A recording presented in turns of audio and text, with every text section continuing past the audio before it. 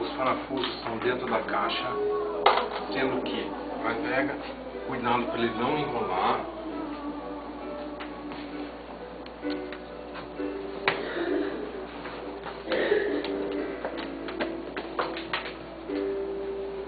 Encaixou aqui.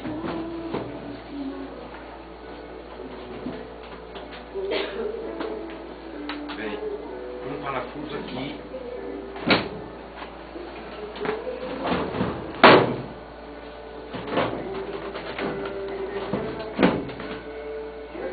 Vai encaixar aqui e apertar.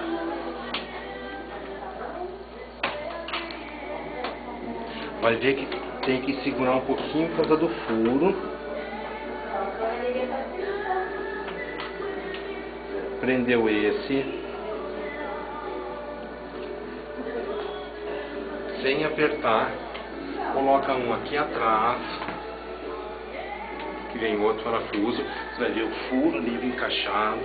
Outro parafuso aqui. E um nessa outra lateral. Aí fez os apertos, tem os acabamentos,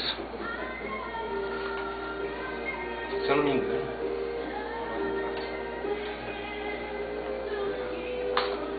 e a montagem está pronta.